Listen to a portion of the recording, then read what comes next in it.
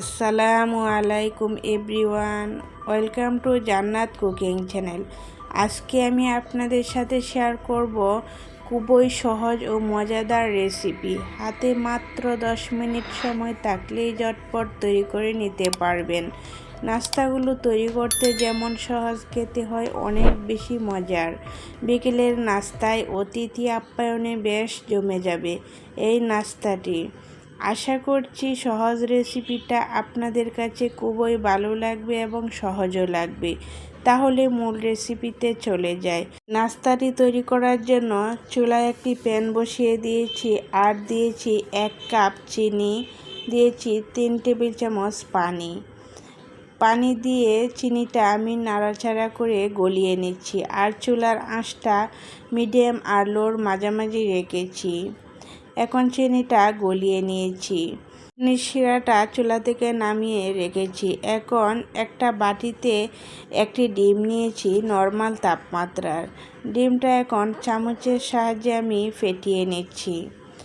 খুব বেশি ফেটানোর দরকার নেই, হালকাভাবে ফেটিয়ে নিতে হবে।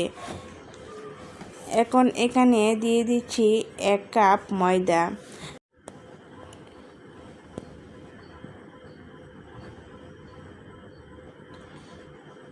আর দিয়ে দিচ্ছি 1/2 কাপ সুজি,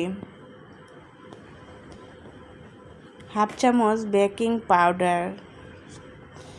এখন সবগুলো উপকরণ খুব সুন্দরভাবে মিশিয়ে নেব।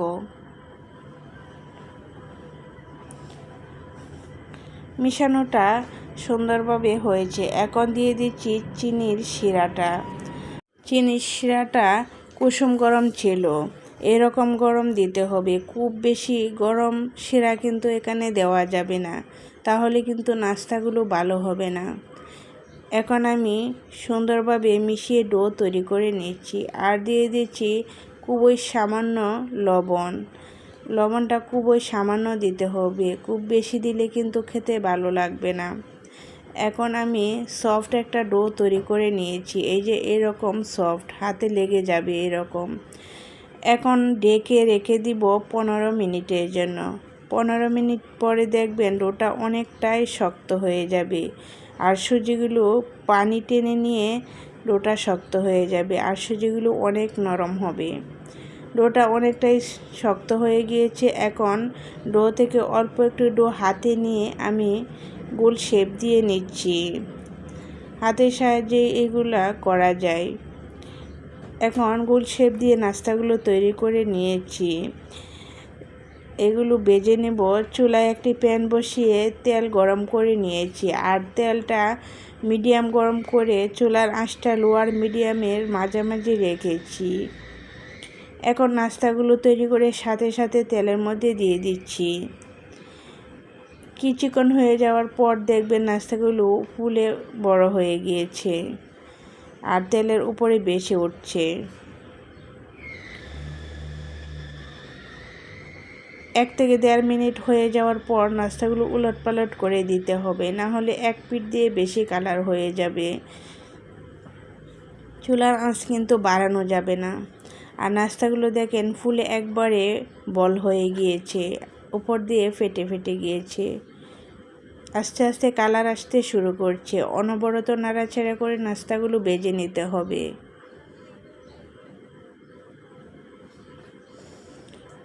নাস্তাগুলো কালার খুব সুন্দর আসতে শুরু করেছে আর নাস্তাগুলো খুব সুন্দরভাবে ভিতর থেকেও হয়ে গিয়েছে। এখন তেল জড়িয়ে নাস্তাগুলো নামিয়ে নিচ্ছি। ছোট ছোট বল দিয়েছিলাম তেলের মধ্যে আর কত বড় বল হয়ে গিয়েছে ফুলে। সেম প্রসেসে আরও কিছু নাস্তা তৈরি করে তেলের মধ্যে দিয়ে দিচ্ছি।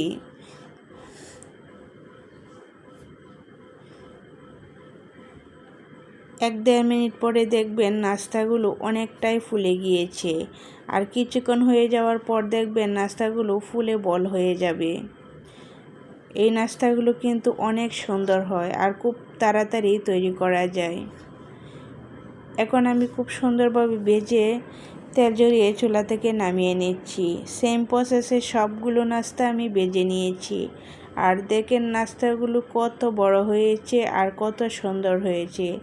দেখতে যেমন সুন্দর, খেতেও হয় অনেক মজার। আশা করছি আমার এই সহজ রেসিপিটা আপনাদের কাছে একটু হলেও ভালো লেগেছে। ভালো লেগে থাকলে লাইক, কমেন্ট, শেয়ার করবেন, সাবস্ক্রাইব করে আমার চ্যানেলের পাশেই থাকবেন। দেখেন একটি নাস্তা ভেঙে দেখাচ্ছি কতটা সফট হয়েছে আর কতটা ফুলে বড় হয়ে গিয়েছে। একবার তৈরি করলে দেখবেন বারবার তৈরি করতে ইচ্ছে করবে। এই নাস্তাগুলো এতই টেস্ট হয়। আজ এই পর্যন্তই। আল্লাহ হাফেজ।